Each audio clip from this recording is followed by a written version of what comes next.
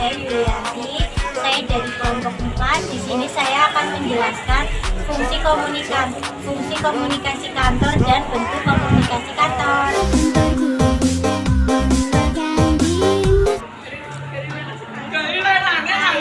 Saya Tasya,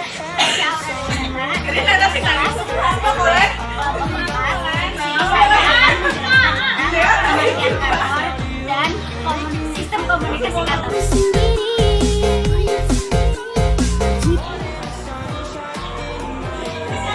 Perkenalkan, nama saya Dewi dari kelas 11 SMP. Di sini saya akan menjelaskan tentang bentuk komunikasi kantor.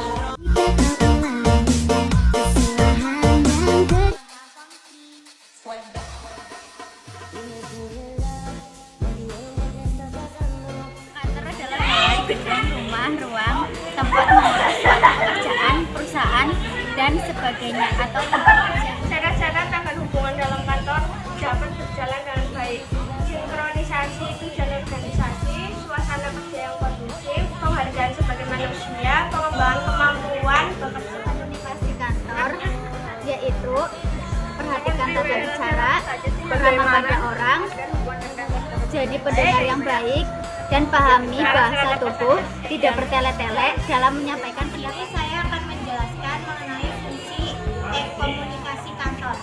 Menurut Scott dan Michelle, komunikasi kantor terdiri dari 4 fungsi, yaitu yang pertama adalah fungsi kontrol, yang kedua adalah fungsi motivasi, yang ketiga adalah fungsi emosi, dan yang keempat adalah fungsi informasi.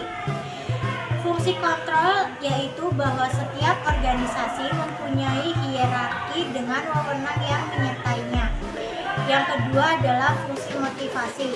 Fungsi ini biasanya dilakukan melalui pemberian feedback kepada bawahan mengenai apa yang telah mereka lakukan.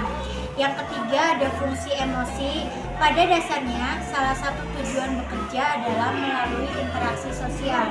Dan yang keempat ada fungsi informasi. Fungsi informasi ini berhubungan dengan memperlancar keputusan yang dapat dilakukan oleh pihak atau pemimpin manajemen. Selanjutnya kita akan membahas bentuk komunikasi kantor. Bentuk komunikasi kantor ada 4, yaitu yang pertama komunikasi formal, yang kedua komunikasi informal, yang ketiga komunikasi eksternal, dan yang keempat adalah komunikasi internal. Komunikasi formal dirancang supaya kantor atau organisasi mudah dalam melakukan pertukaran informasi baik secara vertikal, horizontal maupun diagonal. Yang kedua ada komunikasi informal.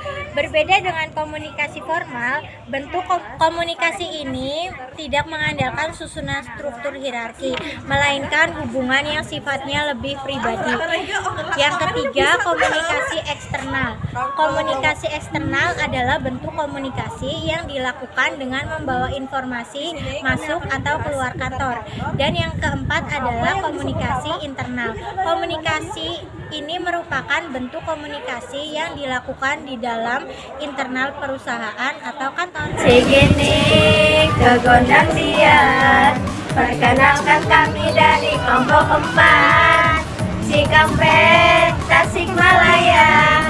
Kelompok 4 rajin dan juga ceria, Jakarta ke Jayapura, rajin dan beragam mulia, Madura sampai Papua, punya ibu guru ilmu cantik dan muda.